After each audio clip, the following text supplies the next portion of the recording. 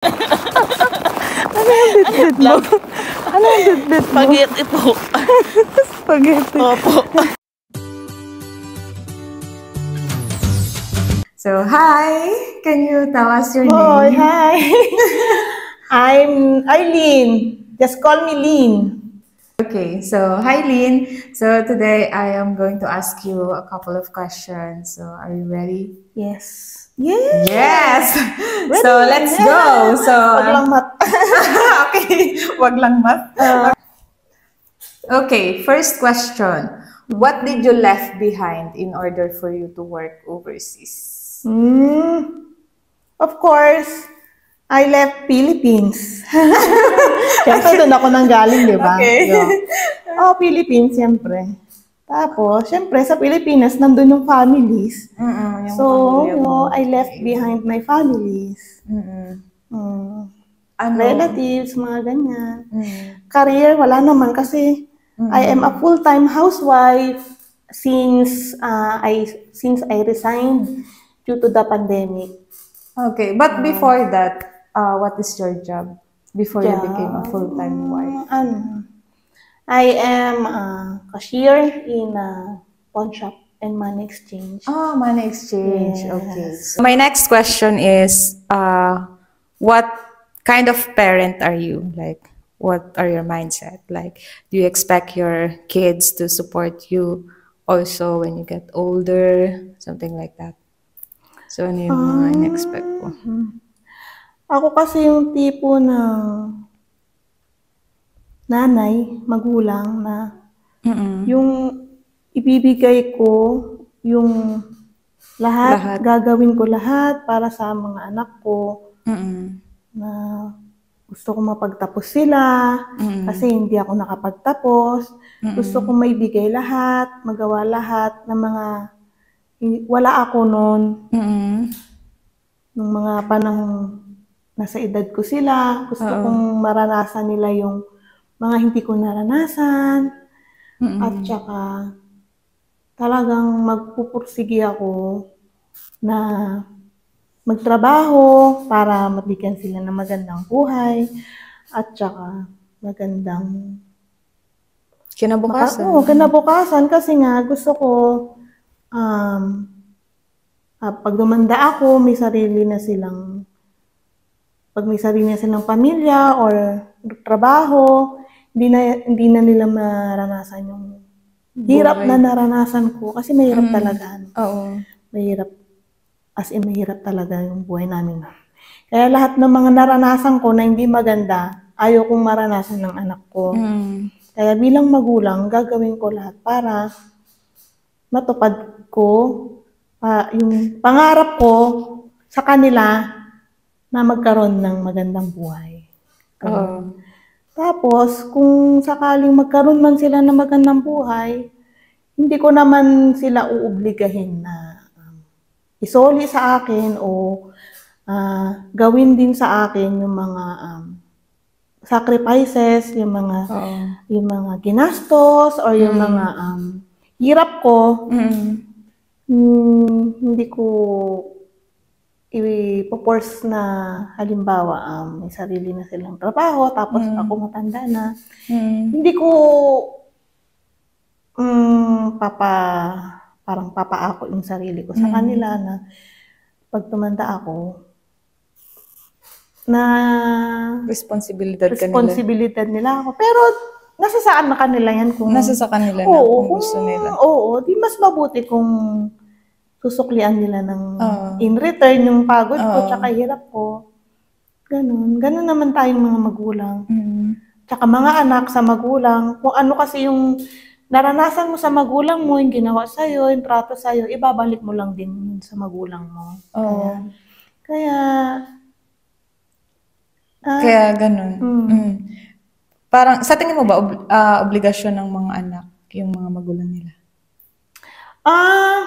Oo, obligasyon din. Pero, wag ka rin, bilang magulang, wag ka lang din mag-expect na syempre, magkakaroon din sila ng sarili ng pamilya. Wag mong asahan na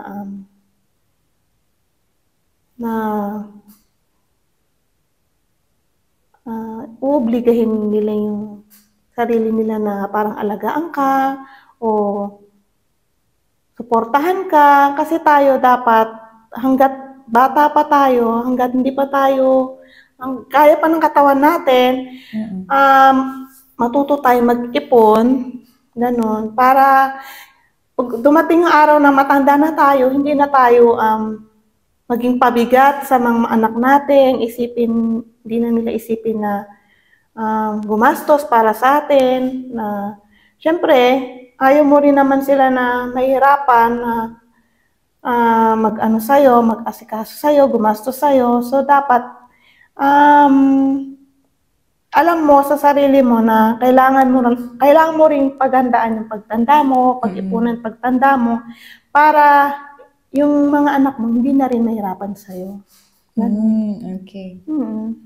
So, you heard it, fam. No, tsaka yung nasa mga anak naman yan eh, kahit hindi nila kailangan, hindi mo kailangan sabihin na obligasyon mo ako, ikaw naman ikaw naman mag-alaga sa akin, ikaw naman gumastos sa akin. Nasa mga anak na yan, kaya yung mga anak na inaalagaan nila, lalaan sila ng oras, ng pera, ng panahon sa magulang nila, most especially sa mga hindi matatanda na, mababait yung mga anak na yan. Tsaka sa tingin ko wala namang masama na ibalik mo yung pinaghirapan ng magulang mo sa'yo. Kasi nakita mo kasi kung paano sila naghirap eh. Kasi sila yung nagpalaki sa'yo. So nakita mo kung paano. So parang ikaw kung meron ka din namang maibibigay.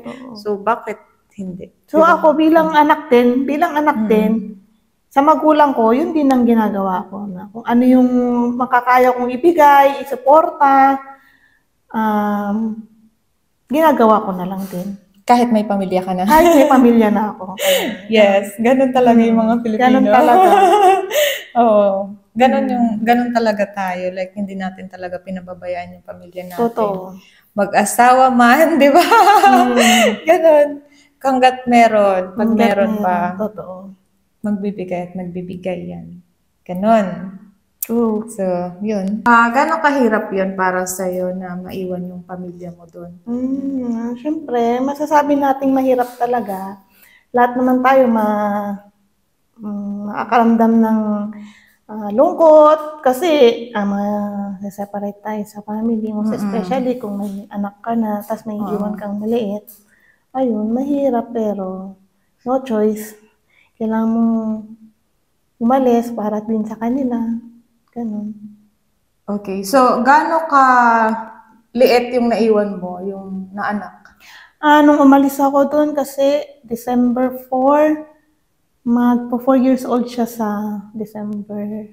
Magpo 4 years old siya ng December 30. So, nung nag-birthday siya, wala na ako doon. Okay. So, grabe yung sacrifices ng OFW. Ay, true. Totoo. Sacrifice talaga para sa pamilya din naman. Oo. Paano ka nagpaalam nun sa husband mo na pupunta ka dito and then maiiwan mo yung mga kids mo? Nung una ayaw na kasi unang-una baka scam daw yung ko kasi yung through pinasok Facebook mo. lang eh. Oo. Pangalawa, yun nga kasi may maliit. Parang sinasabi niya na may trabaho naman ako, sabi niya, kaya naman natin na bubuhay naman, kasya naman yung sahod yung sinasahod niya. Okay na kahit ikaw umalis, pero syempre tayo, parang di kontento, alam mo yun. Mas gusto mo pa na much better, yung future, parang hindi naman sasabi mo walang future sa Philippines, pero parang mas naghahangad ka pa ng mas maganda para sa pamilya mo. Kaya, ayun. Okay. So, yun yung next question ko. What is your main goal since nandito ka na sa Europe? Is it to bring your family here? Syempre, kaya nga ako nagpunta dito kasi ang main goal nga is para magkaroon ng magandang future ang anak ko, ang family ko. Tsaka, ayun din yung plano ko, yung goal ko na makuha ko din sila dito. Para magkasama-sama din kami kasi magkaroon din siya ng mas magandang future dito kasi di naman sa sinasabi ko na walang future sa Philippines, di ba? Pero alam naman natin lahat, be practical na lahat ng mga OFWs kaya umalis yan dahil sa gusto magkaroon ng magandang kinabukasan. At saka para magamit ko din yung malaking tax na sinisingil dito. O kasi ang laki ng tax dito, sa totoo lang. So, kailangan ko rin makuha yung anak ko para mapakinabangan ba. Kasi, Smart yes. idea. Okay, so my next question is, what it's like working as a foreigner here in Finland? Ay, wow, foreigner. Ay, foreigner na ako ngayon. Siyempre, foreigner na ako kasi nasa ibang bansa na ako eh. Dati, ay, yung unang punta ko dito, mahirap kasi yung salita, unang-una. Kaya ang nangyari dito, nung pag nakikipag-usap kami, sign language. Minsan, basic lang na basic na salita lang para ano ka lang ba, makapag-communicate ka lang sa kanila ng kahit papano. Tsaka yung weather. Dati, gustong-gusto ko, pag nakikita ko yung mga post ng mga ibang mga kakilala ko sa Facebook na, ay wow, nasa bansa na may snow, ganyan. Parang ang sarap-sarap, ang ganda-ganda, nakakainggit. Tapos sa Pilipinas, puro tayo reklamo na, ang init, ganyan. Yes. Now na nandito na ako, susme, ay, super miss na miss ko ng init sa Pilipinas, grabe. Ngayon kada may init, parang gusto mong sundan kung saan may init. Gusto mong sundan yung rays ng init para ma-absorb mo yung init. Tsaka na-realize ko na yung unang sabi ko na masarap pala yung parang ang sarap ng feeling sa tumira sa may snow. Hindi pala. Mahirap. Okay. So, sa Pilipinas nga lang, electric pan, nilalamig na ako eh. Alam mo naman, malamigin ang lola nyo. Pagdating dito, ay nako, mabenta ang Omega at saka Efficacent oil sa akin. Buti na lang may dala ako kasi mananakit talaga yung likod ko niyan sa sobrang lamig. Kaya ayun, parang ang hirap. Yun yung hirap ko rin dito, yung panahon ba, parang hindi pa ako sanay, pero nasasanay na rin kahit kahit papano. Kahit papano. Pero yun, nakakamiss talaga rin ang klima sa Pilipinas. Kaya be thankful sa mga nasa kababayan natin na nasa Pinas. Huwag kayong magreklamo. Mainit kasi. Mas maganda nga ang klima dyan kasi mainit. Parang mas healthy yung mas mainit kaysa sa malamig. Kasi pagpapawisan ka dito, haggard ka na sa kaka-exercise, di mo alam kung paano gagawin na exercise. Walang malabas na pawis. Yes. Ayun, ganun lang. Mahirap pagpawisan dito. Working experience ko dito, pagdating sa trabaho, masasabi natin, hindi naman madali, hindi naman petiks lang. Mahirap din, wala naman trabahong madali. Pero, ang mas mahirap talaga dito sa Finland, yung trabaho mo dito is ang hirap, lalo na yung mga first timer na katulad namin. May gusto kang sabihin sa katrabaho mo, may gusto kang gawin, parang limited pa rin kasi madaling trabaho pero nahihirapan ka lang kasi hindi ka makagalaw ng maayos kahit unang-una hindi pa tayo marunong masyadong magsalita ng Finn. Hindi pa natin ma-express yung gusto natin gawin, yung gusto natin sabihin. Yun yung mahirap, parang mas nakakapagod sa utak, mas nakaka-drain yung isip ka ng isip ko ano yung gagawin mo dapat, anong sasabihin mo, isasuggest mo, yung mga ganun. Kasi nga, hindi ka pa marunong magsalita talaga. Kaya, ayun, ang mahirap lang dito sa Pero yung trabaho, okay lang. Sa tingin mo ba, may factor yon sa pakikipagkaibigan mo sa mga local na hindi ka masyadong nakakapagsalita like that? Oo, siguro kung marunong na ako magsalita ng language nila, siguro mas makikilala ko sila mabuti, mas makikilala nila ako, mas makakaroon kami ng parang ano sa work na mas best na parang pwede ka mag-share ng ideas mo na dapat pwedeng ganito, na ganyan. Ayun. Parang limited pa nga yung kilos mo dito sa trabaho mo kasi nga hindi ka pa makapag-express ng sarili mo, ng sasabihin mo, ng gagawin mo. Dahil nga hindi ka pa marunong magsalita masyado. Okay, Ayun. so since nabanggit mo yan, but do you think, since hindi ka nakakapagsalita nga ng Finnish, sagabal ba yun to make friends with the local, or have you been Parang, have you had any friends with the local as a foreigner here? Madali ba makipagkaibigan sa kanila? Ano sa tingin mo? feeling ko naman madali. Kaya lang tayo nahihirapan, pati sila, hindi sila masyadong lumalapit, nakikipag-usap kasi sila, hirap din silang magsalita ng ibang lengguwahe ba. English, ang talagang ano lang nila is Finnish. Talagang, ano yun, struggle talaga na hindi ka makaintindi o makapagsalita ng lingwahe nila dito. Kaya, ayun. Pero tingin ko naman, friendly rin sila. Tsaka, paano mo nasabi na friendly sila? Like, meron ka na bang kaibigan na local? Oo, meron dito? naman. Oo, may mga naging kaibigan naman na ako dito. Kahit simpleng bati lang ng moy, huwamenta, yung mga simple greetings lang dito. Nag-greet back naman sila, tapos mga ano naman sila, parang, ano yun? Very warming naman din sila. Hindi nila, inaano na taga-ibang ano ka. Parang feeling mo, mapi-feel mo rin na gusto ka rin nilang kausapin, na gusto ka rin nilang kakwentuhan. Kaya lang nga, same kayo ng feelings na iniiwasan din yung magsalita kasi baka may mali silang grammar, mga ganon. Hirap din kasi sila dito sa English. Kaya limited lang din yung usap. Ganon. Okay, Lynn. So yung next question ko sa'yo is, alam naman natin to. So ang hirap ng LDR, di ba? So how do you deal with homesickness? Or di ka ba natatakot na, magkahiwalay kami ngayon, what if, ganito, maghanap siya ng iba or someone, ganyan. Hindi ako nahirapan sa LDR. Bakit? Sa tingin mo mas madali na ngayon? Oo, madali na yun kasi messenger lang, video call ko naman sila lagi, everyday. Ayun. Parang hindi mo naman na rin sila mamimiss ng todong-todo na gaya dati na, gaya ng mga naging OFW na lang.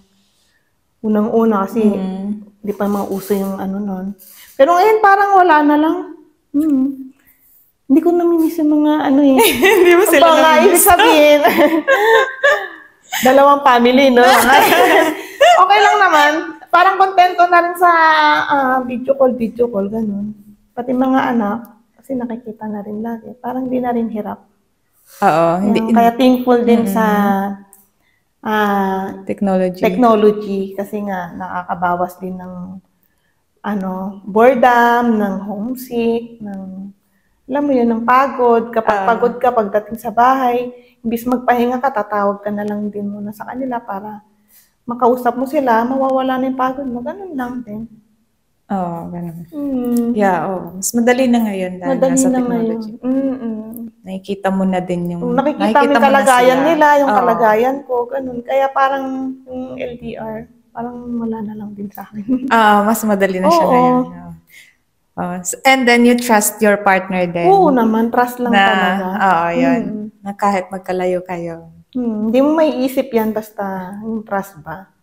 Diba? Yes. And lagi lang may communication. True. Yes.